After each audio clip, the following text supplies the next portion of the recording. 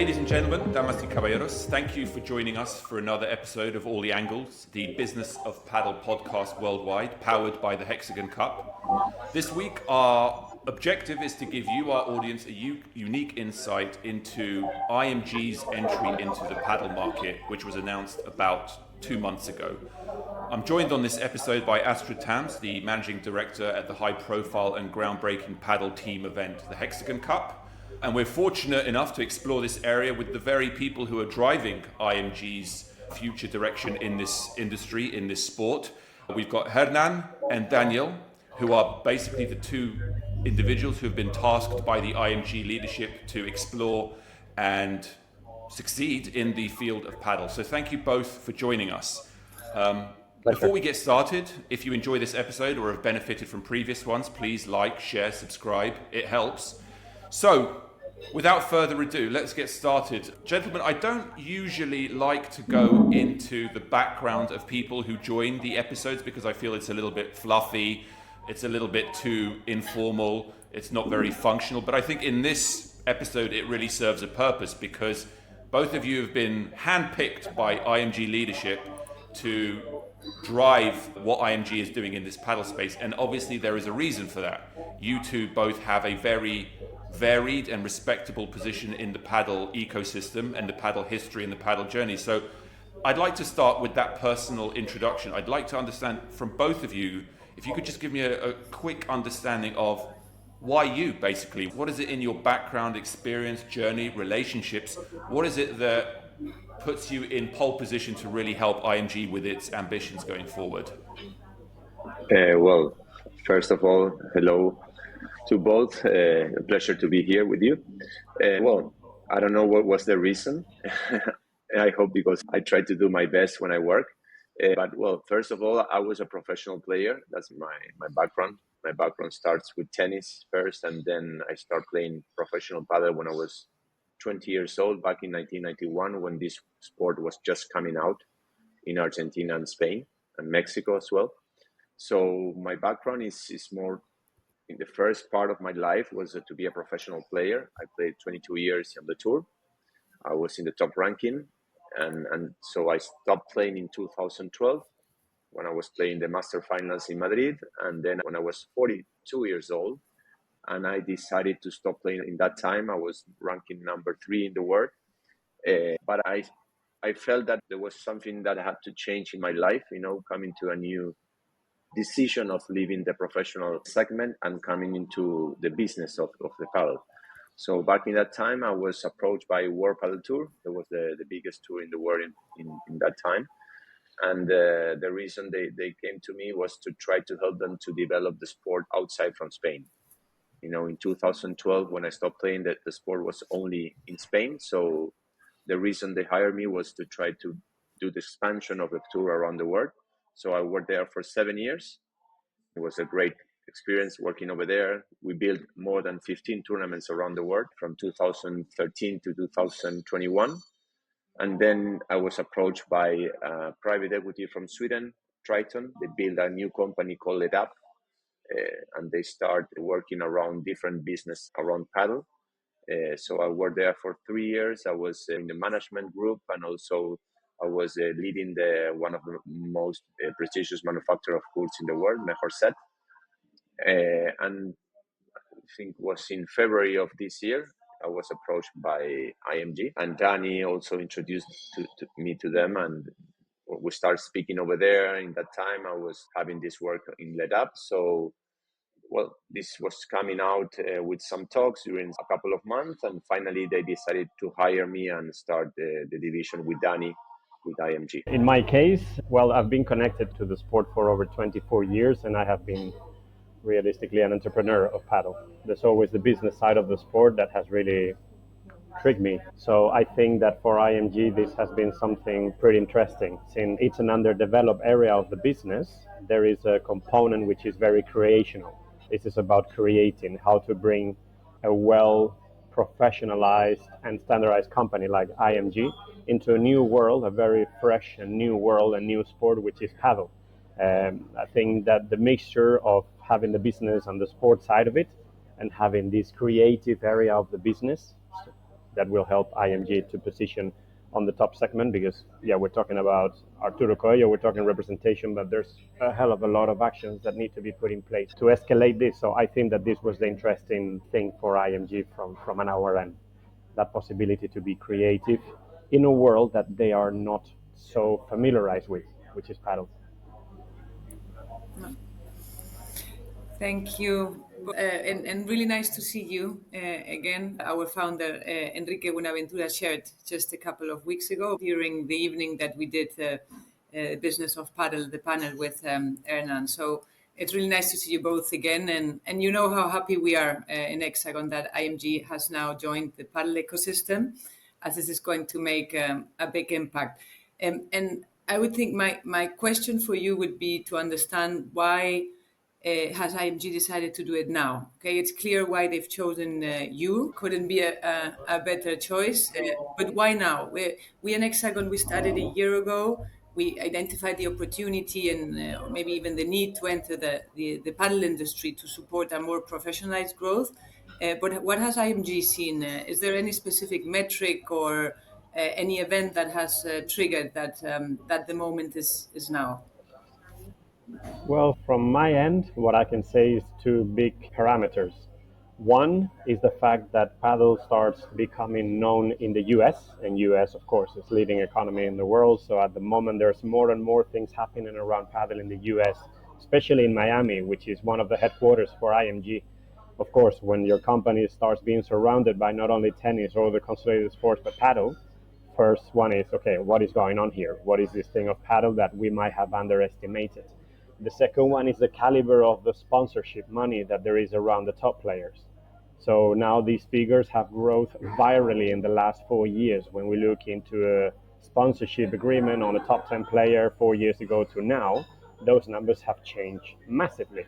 So of course, with these two components, on our end, this is interesting for ING to say, we really need to step in here, we're missing something, we really need to get on board. And just for your information, IMG was trying to enter the sport since the last year and a half. So they have been, scouting. They have been looking for the best way to enter the sport.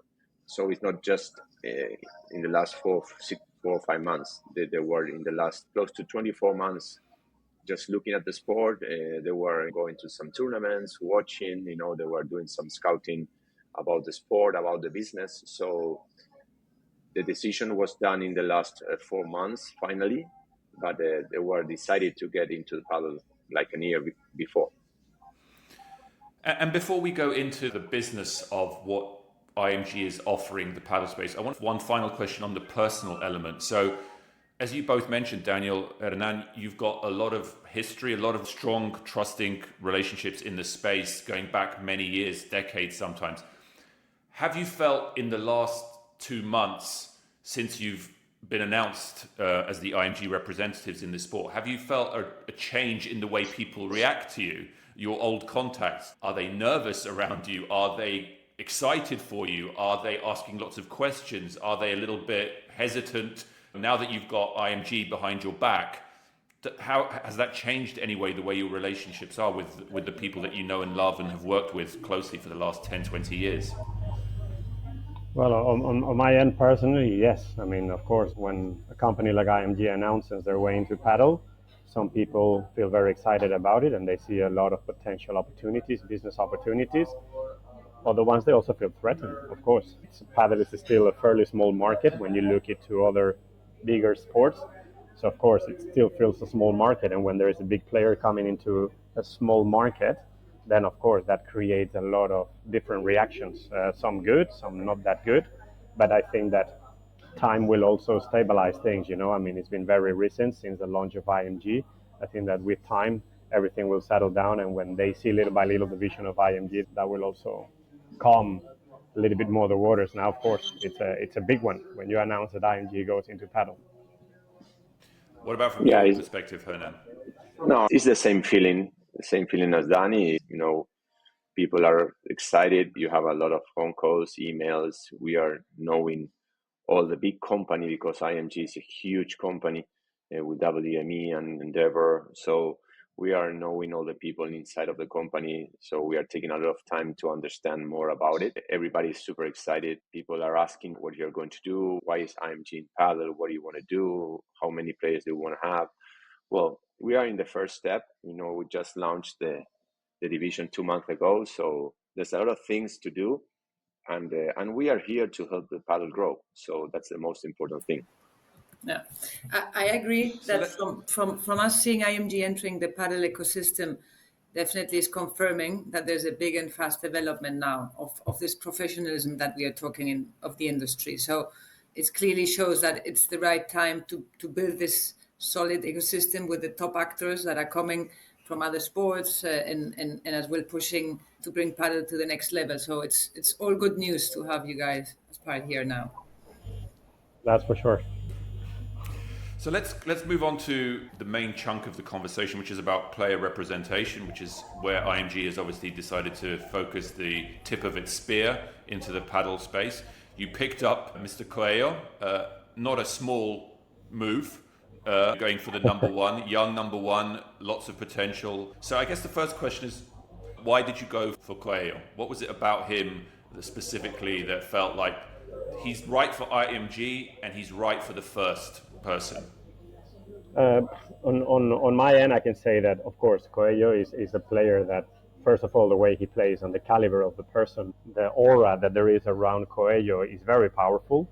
He is a guy that also has the vision to do things bigger. He is a guy that has the vision to grow the sport through him. He really sees himself like a number one in every single thing that he does. Even when playing marbles with his friends, he wants to be the number one. So he is number one material.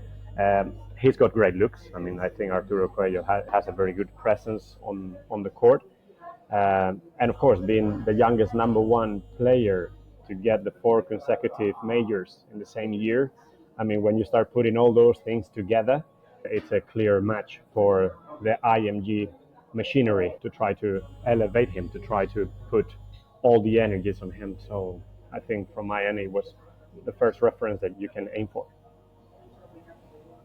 What I think from Arturo, of course, everybody knows who is he as a player, no?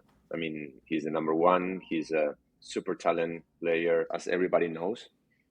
But I think that is what Danny was saying. Is like, I think that Arturo was seeing IMG as a possibility of also helping the paddle grow all over the world. I think that has that mentality that he wants to go to the next level in terms of getting paddle in all the areas, in all the countries worldwide. I think that that's the main reason why Arturo decided to come to IMG. And I think he did a great move over there. And also Mickey, his manager, he has the same mentality, try to make the sport grow all over the world. And I think that that's why they say, okay, let's go with IMG and help each other to get the sport bigger and bigger. I think we have, if we look into comparisons from the past, I think these players are a game changer, like it was maybe back in the days Fernando Velasteguin, somebody that he was always trying to find the next step on internationalizing the sport. And I think that the sport owes him a lot in that sense.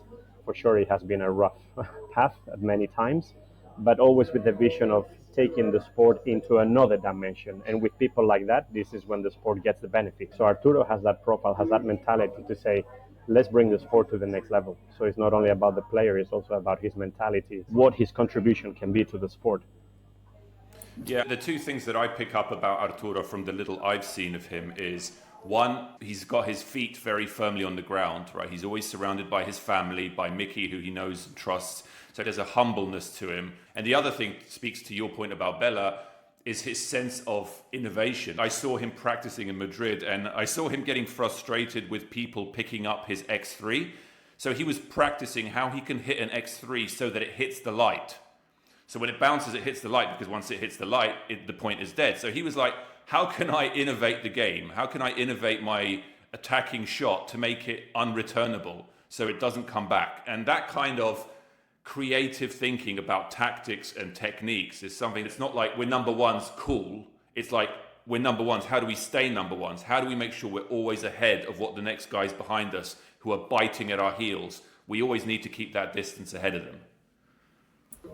Agree. I think we were all saying all the time, let's bring paddle to the next level. You need to have these heroes to be able to do that. That's why it's so important to have now someone like Arturo with a machine like IMG behind them. Because if you have these heroes, then you will be able to enter or to have more mediatic sports, then you will have people wanting to watch it. And all this brings more money. Then you have the sponsors wanting to be the broadcast. And all this is going to make the money flow to the paddle industry. So it's absolutely best news to have players or heroes now like Arturo being pushed to the next level, 100%. Correct. Correct, Astrid. Agree 100%. And one thing, we had a previous episode where we spoke to a few other player agents, and two things that we discussed was, in terms of the evolution of players and player expectations, was one, the English language is now no longer a nice to have, it's a must have. It's a must. And the second thing was these players need to become much more comfortable with social media and content creation. They just need to understand that's now part of their obligation. It's not just about winning matches and picking up trophies. It's about creating content, creating ways for fans to engage with them. Again, I'm getting the sense with Arturo, who's very young, he is into engaging with sports and heroes in sports that he loves. So he knows what they're doing, what the footballers are doing, what the tennis players are doing. So this is not like trying to teach an old dog new tricks, right? This is about a young person who already is fluent with these requirements of modern heroes, modern celebrity. Was that part of the thinking as well? It's a thing. I mean, he is already in the making. I mean, you will see in coming weeks, months, very cool things from Arturo's. And we have a very important element, I think, for the development of the sport, which is to connect fans to pros. When you see emerging markets, you see a lot of people playing paddle, but very few have knowledge about who is a top 10. I mean, this Friday I was in London on a few meetings, and a paddle club, it was full of people. And I know that if I go around and I ask to the fans, okay, could you name a number one in the world? Could you name potentially 2 top 10s? That fans are not there. So what this is about is creating the fan base with the professional players. When that link is created, then you know that the sport is going to elevate. So in Arturo's case, he's very aware of that. He's very aware by himself. I mean, this is a thing that comes from himself and from Mickey, that if I want to have access to emerging markets, to a different world of brands, the way people perceive me and the way I connect with people, this is very important. That's why it's no longer conceivable that people don't speak English. That's why it's no longer conceivable that people only promote themselves when they win, but not when they lose, or outside the court too.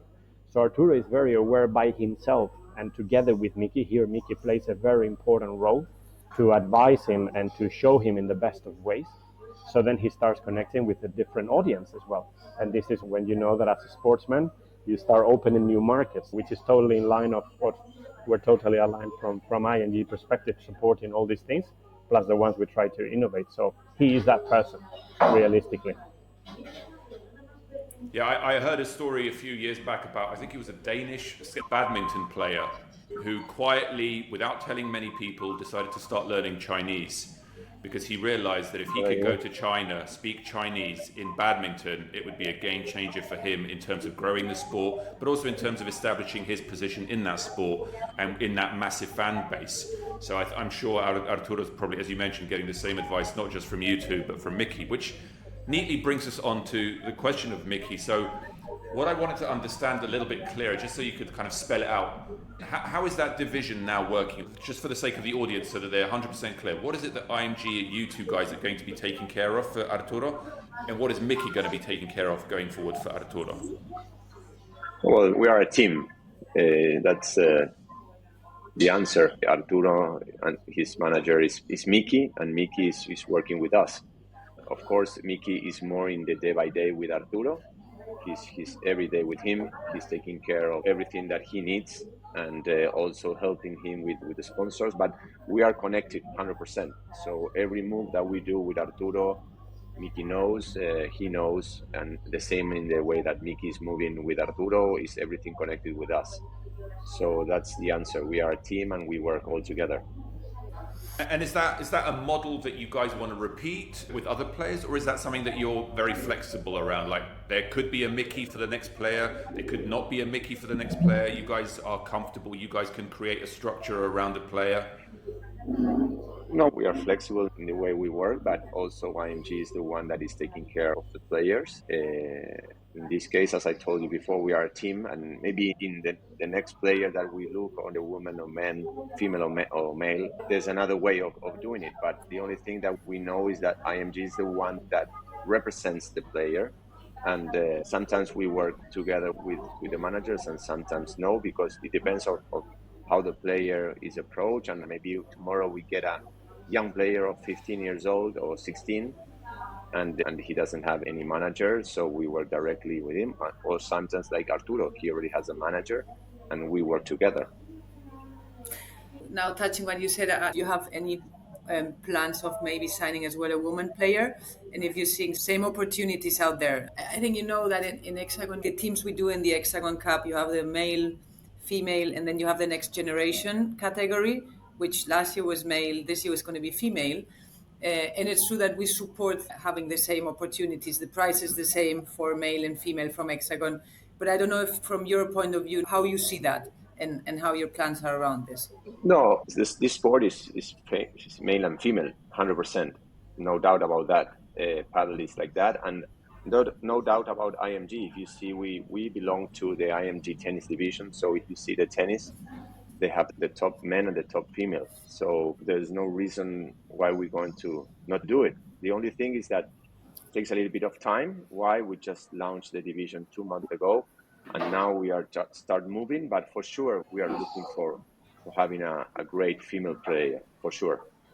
Yeah, this goes back a bit to what we were saying at the beginning when you launched the division of IMG into paddle. It creates stormy waters, there's a lot of water up and down. So we need the waters to calm down a little bit. So we have the clear vision, and everybody has a clear vision of what our ambition is. And yes, in the same way that we have Arturo Coello, we are having plans to have a female representation and next gen, which is also vital. I mean, IMG supports strongly the foundations of the sport. This is also connected to a whole plan of activations that we need to do as well at a youth level, since the paddle, it's a sport that is still not very consolidated at early stages in all countries.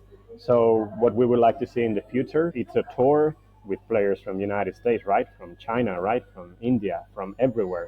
But in order to see that, that means that we need to act on the base, on the foundation of the sport, because it's still not that consolidated. That's why we want to act on those two levels, top of the pyramid, but bottom of the pyramid. So we're also sending the right signals to the world to say, guys, if we don't invest in the youth, God knows what sport we're going to have in the next 15 years, right?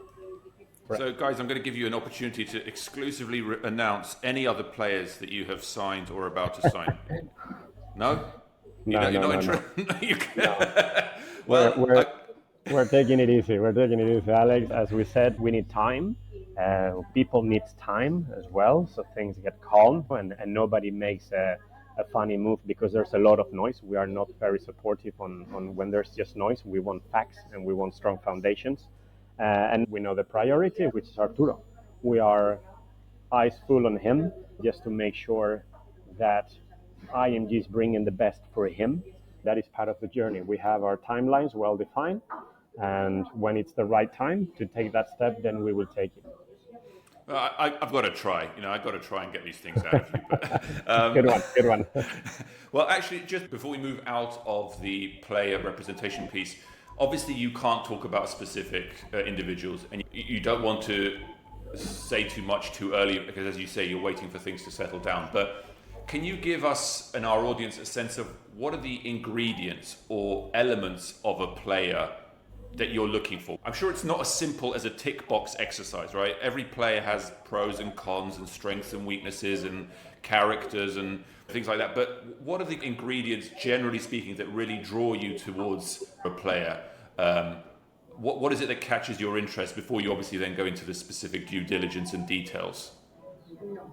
Well, first of all, we look in the talent of the player, how he is as a player. If he's a next gen, of course, you see him as a future star and how he can manage to get to that level.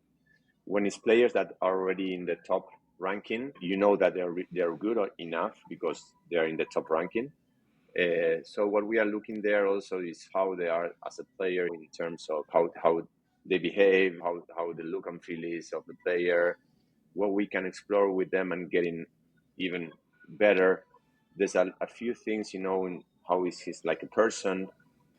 The most important thing when you look for representation of players is the talent, how he can play, and how he can improve in his top positions in the ranking. But also is important to understand that what we are trying to work is to help them to get much well known worldwide from IMG. IMG has a lot of experience in the sport, in representation. So we would try also to help the players to get much well known worldwide. And the thing is that when it comes to English, this sport was in the last 20 years was only play, or 30 years was play only in Spanish places, countries. Now with all the work that has been done in the last 10 years, it's getting more and more international. So I think it was in Rome, I was just listening to some of the players, and all of them, they're learning and taking English lessons. So I think that it takes time, but in the next 2-3 years, most of the players, they will speak English, no doubt about that. Yeah, in the end, IMG is representing stars, right? So we have to see what is a star. How does a star look? How does a star play? How does a star talk? How does a star talk in the good moments and in the bad moments? How there is all these considerations for somebody to be seen as a potential IMG player. Sometimes when you finish your match, whether if it was better or worse, you're going to have a press conference. And you're going to have to do it, whether if you like it or not. And if you have sponsors, you need to treat your sponsors in the best of ways. So you can't be that selfish. You need to understand this paddle ecosystem, what surrounds the player and how the player is interacting constantly with that ecosystem. Often we see that players create this interaction only on the good times, but on the bad times, not so much, right? Because everybody's pissed off about losing, whatever. So these are the considerations that we're seeing from IMG. Who has potential star material? Talent it's one of them, of course, but their discipline, their commitment to all these things that happen outside the court. So when you put those things in place, of course, potentially the stars could align when looking for a player. Maybe this is a bit of a crazy question, but does IMG do anything like personality research and analytics to try and understand? Because you could easily say, oh, I've got a good feeling about this kid. He's flexible, he's hungry. I've got a good feeling about this kid. But you could also have some scientific approach to that, where you create a standardized test which tells you the kind of personality that they are and whether in fact they do have the ingredients that you're looking for. We're all driving towards a much more data-driven world. And I can see how obviously there's data when we analyze talent and we analyze performance and we analyze power and all those things. But you talk about these personality traits, the ability to be flexible, the ability to be ambitious, the ability to problem solve, the ability to understand and respect your obligations. All of those things, they're a little bit more difficult to monitor. But does a company like IMG try and find a more scientific approach or survey or questionnaire to help on those traits? Of course, IMG has a lot of experience in the representation of players. If you go to consolidated sports like tennis, like golf, the reports that the agents create on the players, it's insane. Because not only you want a good player, you want a player that connects with the community, and that is more connected to the psychological profile of the person. It might go wrong or it might go right, but yes, there are all these reporting tools that we have that are evaluated when thinking about a player to be approached by IMG, and especially at early stages in the paddle market.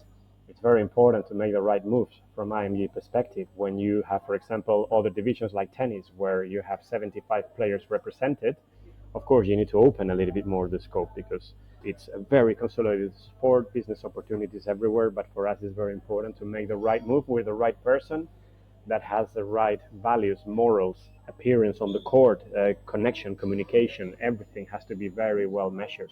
It's our first move, so that's why we have to choose carefully. And a good person with the manager as well. That's very important. Totally. Yeah. Well, if you're working as a team, the team's got to work well and efficiently, right? Yeah. So now for the final big chunk of this conversation, I'd like to move the focus a little bit more broader. So IMG is not just in the player management business.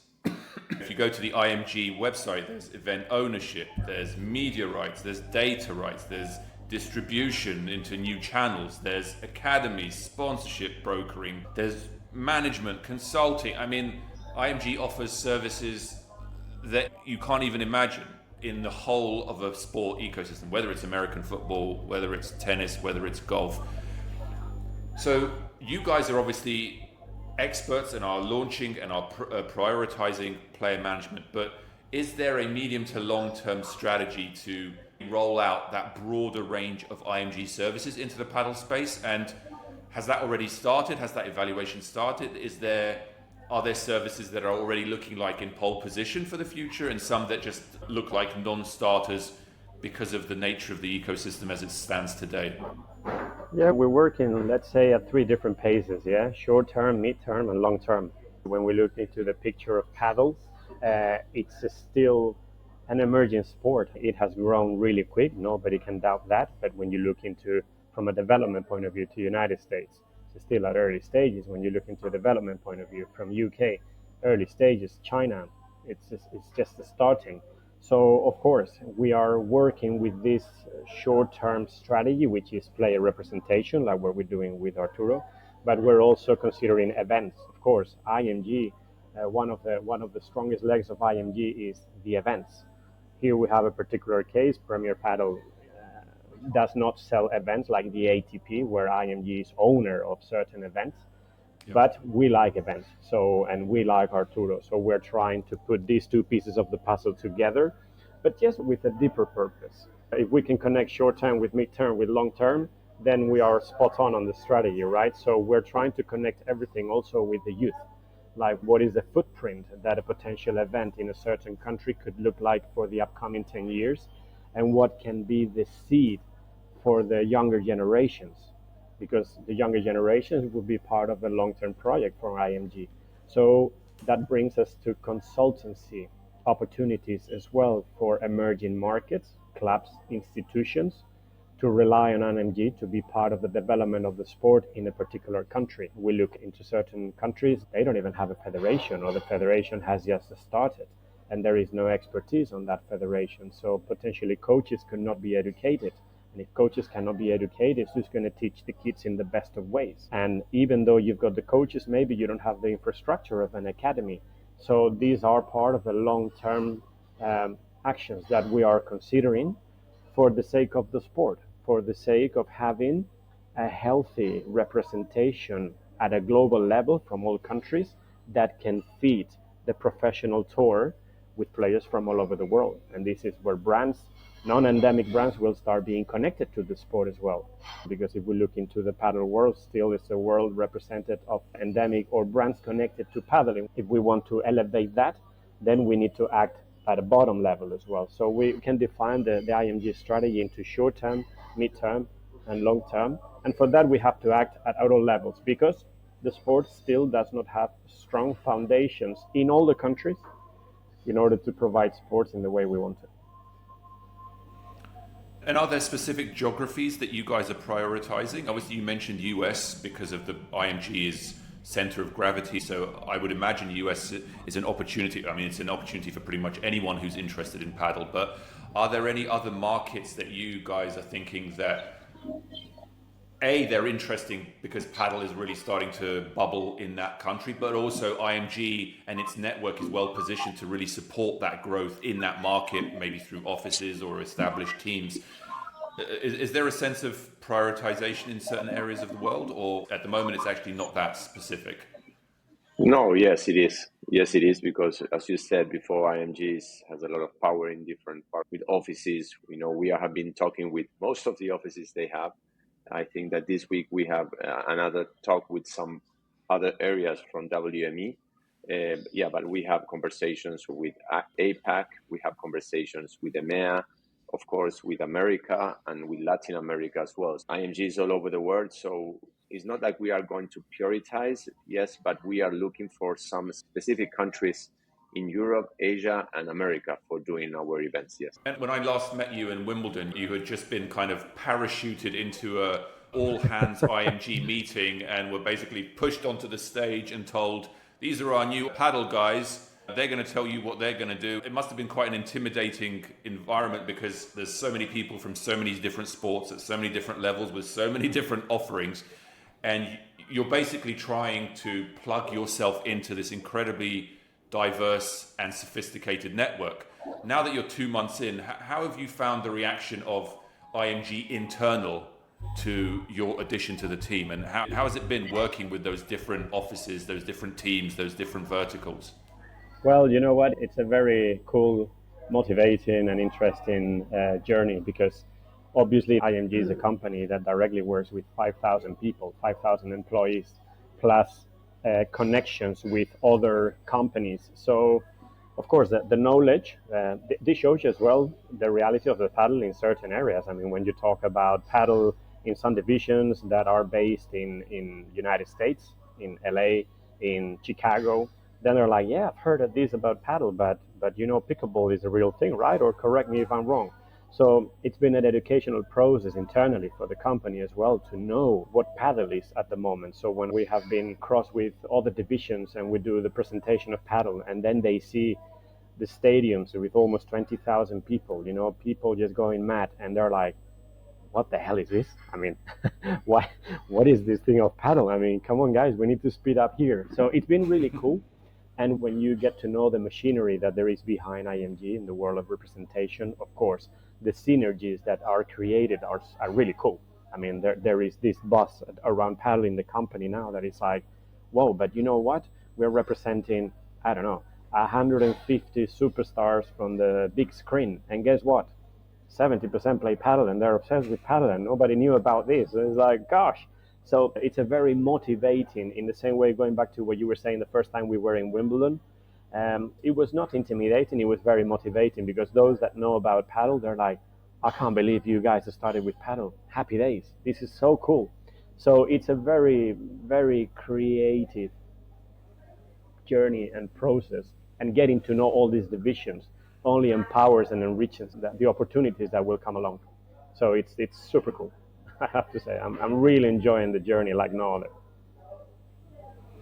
From your experience, and now especially that you're in IMG and you're looking at opportunities, I guess the question that comes to my mind is, what obstacles still remain within the paddle ecosystem globally that are slowing down the evolution? Are there things that, if you could click your fingers, you would change about paddle today, because that would allow not just IMG but also other stakeholders to really accelerate the growth of paddle?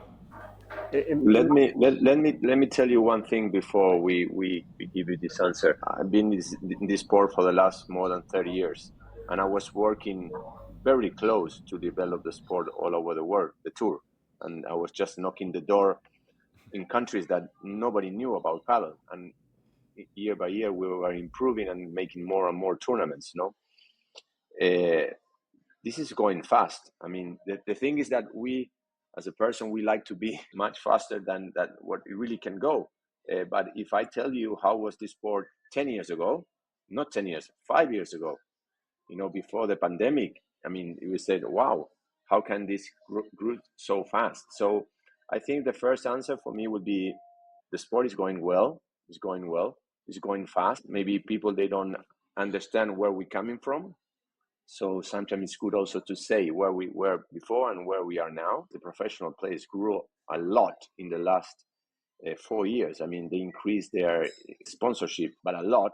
So I think that the sport is going in a really good direction. Of course, there's things that you are saying that has to be, improved to get that grow a little bit more. But I think that we are in the right way.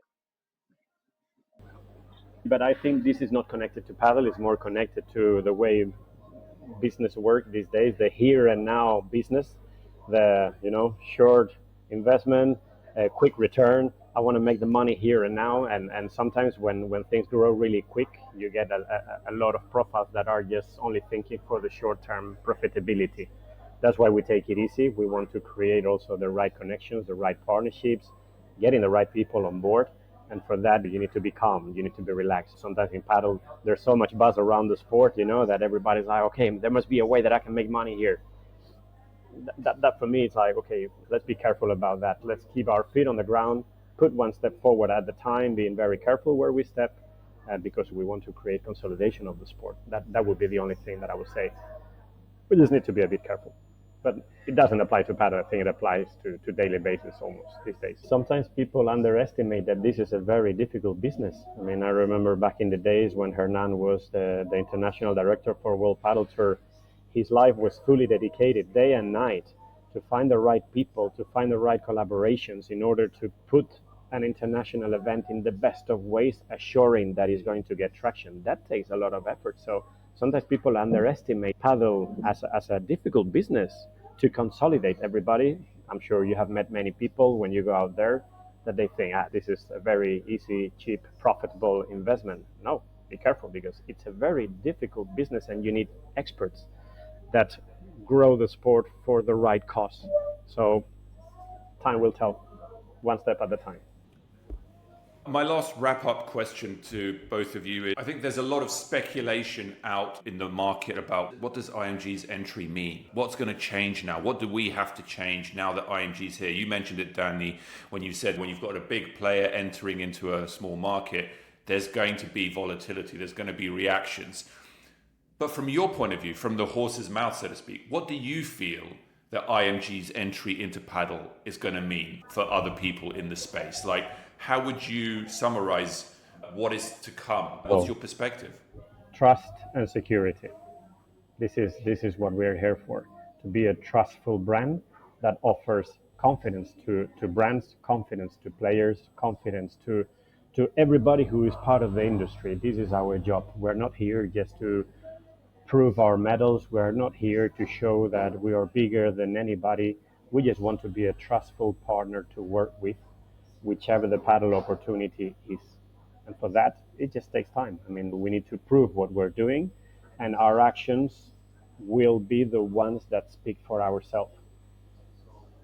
That's clear, Danny, and that's why we are not in a rush. We want to do it in the right way and step by step. We represent IMG, one of the biggest company in entertainment in the world, with WME. So what we need to do is do it in the right way, and as Danny said, and people to trust the way we work.